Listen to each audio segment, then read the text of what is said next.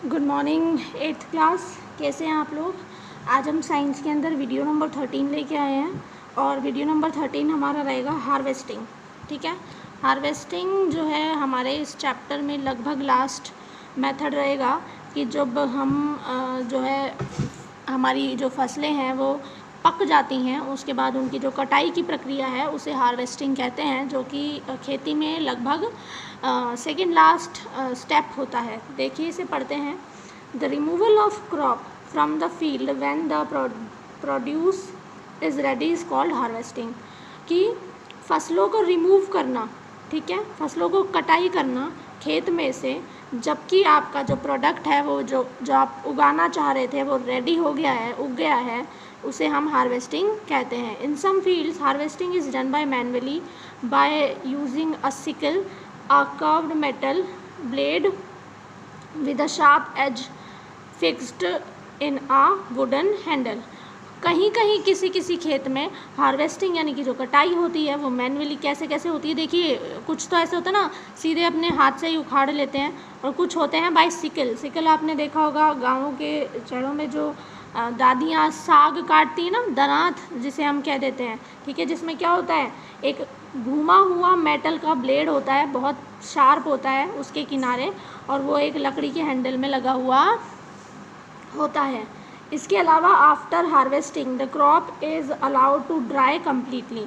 Harvesting करने के बाद यानी उनको कटाई करने के बाद जो क्रॉप है उसको पूरी तरह से सुखाया जाता है।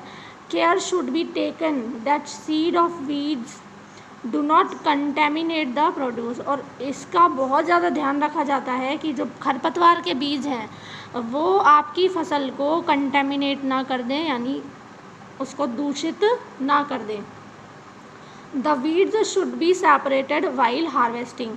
कि जो खरपतवार है वो हार्वेस्टिंग करते टाइम यानी फसलों की कटाई के टाइम भी उन्हें अलग अलग किया जाता है, यानी खरपतवार अलग हटा के फेंकनी होती है। ठीक है, आफ्टर हार्वेस्टिंग के बाद the plants are threshed by machine to separate the grains. अब देखिए आपने फसलों की कटाई कर ली, अब उन फसलों से उनकी जो ग्रेन्स हैं यानी कि जो उनका अनाज है, जो उनके बीज हैं, उसे अलग करने के लिए हम उसे थ्रेस्ड करते हैं। मतलब उससे क्या होता है, चारा यानी भूसा, जो हरा पत्ते का जो भाग है वो अलग हो जाता है और जो बीज होते हैं वो अलग हो जाते हैं। The threshing grains are separated by winnowing. अब थ्रेसिंग में भी देखिए कई तरह से थ्रेसिंग करते हैं। विनोइंग का मतलब देखिए यहाँ पर क्या होता है, इस तरीके से देखिए विनोइंग आप यहाँ देख पा रहे हैं। यहाँ पर आप जैसे हम करते हैं जब हमें बहुत सारा अनाज होता है हमारे पास, तो हम उसके लिए भी करते हैं, एक तरफ पंखा लगाते हैं और ऊपर से जो है ना अनाज को फिसलाते हैं, जिससे पंखे की हवा से तूड़ा तो उड़ जाता है और जो बीज हैं भारी हैं वो यहाँ रह जाते हैं। तो इसी तरीके से फटकार करके विनोइंग की जाती है। In this process the mixture of dropped on the ground from the height. इस प्रोसेस में क्या होता है, मिक्सचर को ऊपर हाइट पर से ग्राउंड पर नीचे फेंका जाता है। The heavier seeds fall vertically. जो है ना भारी बीज होते हैं वो सीधे के सीधे गिर जाते हैं, और जो लाइटर चैफ होता है blown away by the wind, और जो हल्की चीज़ें होती हैं वो हवा से उड़ जाती हैं। ठीक है, and falls at the distance, और दूर जाके गिरती हैं, जिससे क्या करते हैं, a mechanical harvester can be use to harvest crops. और आजकल तो मशीनों का ज़माना है, तो एक हार्वेस्टर जो है मशीन आती है जिससे कि फसलों को हार्वेस्ट किया जाता है। It does all the task simultaneously, और उस मशीन के अंदर ये सारे टास्क एक साथ ही कंप्लीट होते रहते हैं। It harvest the crops, does the threshing and winnow the produce of separating grains. देखिए 3 स्टेप कौन कौन से एक साथ होते हैं, कटाई, फिर उसकी थ्रेसिंग और फिर विनोज, है ना। ये तीनों सेपरेट, ये जो तीनों मेथड्स हैं, देखिए कौन कौन से मेथड, हार्वेस्ट करना, थ्रेसिंग करना और विनोज। ठीक है, ये तीनों मेथड जो है ना एक साथ ही एक ही मशीन में होते रहते हैं, जिसका नाम हार्वेस्टर है। क्लियर है। इसके बाद देखिए हार्वेस्टिंग फ्रूट्स एंड वेजिटेबल्स। ये तो हमने बात की थी अभी, अनाज वगैरह जो होते हैं कि इनकी हार्वेस्टिंग जो है वो किस तरीके से होती है, ये किस तरीके से हम इन्हें हार्वेस्ट कर सकते हैं। अब हम बात करते हैं फ्रूट्स और जो वेजिटेबल्स होती हैं हमारी, उन्हें हम किस तरह से यहाँ पर जो है हार्वेस्ट कर सकते हैं। देखिए care must be taken that fruits and vegetables are not damaged during harvesting and that they are kept clean. यहाँ पर कहा जा रहा है कि बहुत ज़्यादा देखभाल की जाती है फलों की और सब्जियों की, क्योंकि हार्वेस्टिंग के टाइम उन्हें कोई नुकसान नहीं होना चाहिए। क्योंकि कटाई के टाइम ये नहीं कि दरांत आपकी किसी सब्जी में लग गई तो वो तो ख़राब हो जाएगी, ठीक है, वो साफ़ सुथरी रहें, इसके लिए बहुत ही सावधानी से इनकी जो है ना कटाई की जाती है। They should be placed in a clean harvesting basket on a mat, इन्हें एक मैट बिछाकर या फिर हार्वेस्टिंग की एक बास्केट लेकर उसमें रखा इन्हें जाता है। Dirty and damaged fruits and vegetables spoils quickly, क्योंकि जो गंदे होते हैं और जो डैमेज्ड यानी कि जिनमें खरोंचें लग जाती हैं दरांत वगैरह की, ऐसे फल और सब्जियां बहुत ही जल्दी ख़राब हो जाते हैं। Fruits and vegetables should be wash before storage, और इनको स्टोर करने से पहले इन्हें बहुत अच्छी तरह से धोना भी ज़रूरी होता है, ठीक है। उसके बाद अब देखते हैं स्टोरेज ऑफ एग्रीकल्चरल प्रोड्यूस। अब खेती के और बहुत सारी जो चीज़ें होती हैं उनका स्टोरेज किस तरह से किया जाता है। देखिए लास्ट स्टेप है हार्वेस्टिंग के बाद, लास्ट स्टेप आ जाता है हमारा कि हम किस तरीके से अपनी फसलों को, उनके उत्पाद को जो है ना स्टोर करके कैसे रखें। देखिए कैसे रखते हैं। It is not possible to sell the whole harvested produce at one time, कि ऐसा बिल्कुल पॉसिबल नहीं है कि आपने खेत में बहुत सारा अनाज जो है उगा लिया, अब उसे आप एक साथ बेच के आ सके, ऐसा बिल्कुल नहीं पॉसिबल नहीं होता कि आप सारा का सारा अनाज एक ही बार में बेच दें, है ना। तो the produce has to be stored in a clean place under proper conditions, तो इसलिए अब उस अनाज को रखने के लिए आपको कोई स्टोर करने के लिए जगह चाहिए साफ़ सुथरी और सही कंडीशन की।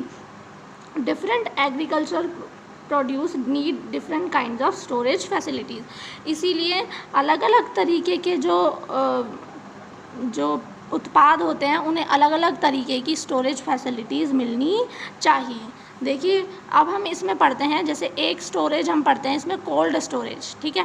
कोल्ड स्टोरेज देखिए क्या होता है। Most fruits and vegetables spoil faster in warm condition, कि ज़्यादातर जो फल होते हैं सब्जियां होती हैं वो गर्म कंडीशंस में यानी गर्मियों में ख़राब हो जाती है, अगर उनको गर्मी मिलेगी तो वो ख़राब हो जाते हैं, ठीक है।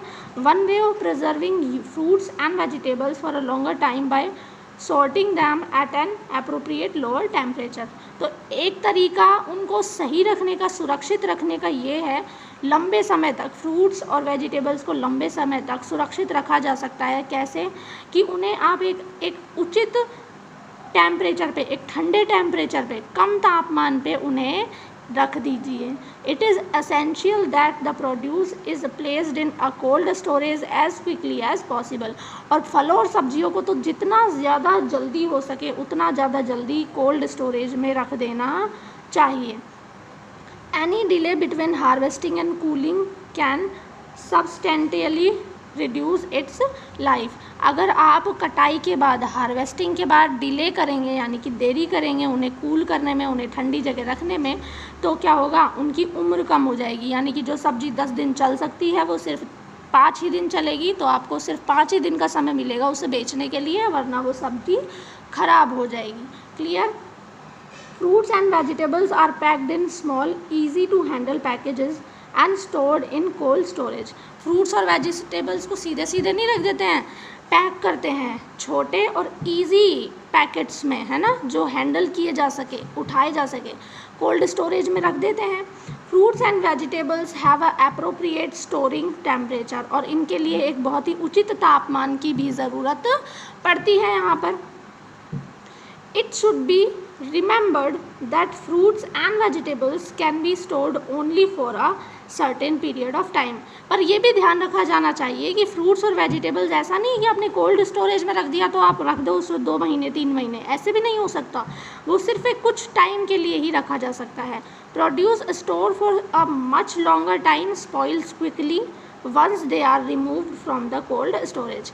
अब क्या होगा कि अगर आपने बहुत ज़्यादा टाइम तक कोल्ड स्टोरेज में रखा है तो कोल्ड स्टोरेज में तो वो सही रहेंगे, लेकिन जैसे ही आप उसे बाहर निकालेंगे वो ख़राब हो जाएगा, ठीक है। कभी आपने देखा होगा कि हमारी जो सब्जियां होती है रात की बनी, मम्मी उन्हें फ्रिज में रख देती हैं, ठीक है।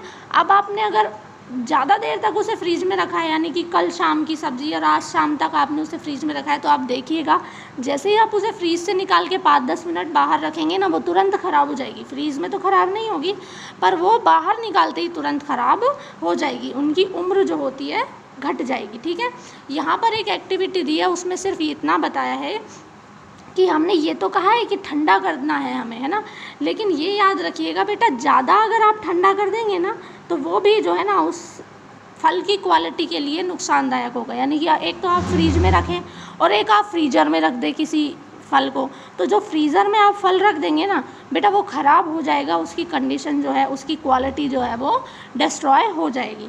क्लियर? तो यहाँ हमने हार्वेस्टिंग और कोल्ड स्टोरेज पढ़ लिया है। नेक्स्ट जब हम पढ़ेंगे चैप्टर में आगे तो हम ड्राई स्टोरेज यानी कि सूखे बीजों को किस तरह से भंडारित किया जाता है उस बारे में हम पढ़ेंगे। तब तक के लिए हार्ड वर्ड्स देखिए, क्वेश्चन आंसर आप इसके कोशिश कर सकते हैं। चैप्टर लगभग ख़त्म है हमारा और रीड आउट तो आपको करना ही है। Thank you.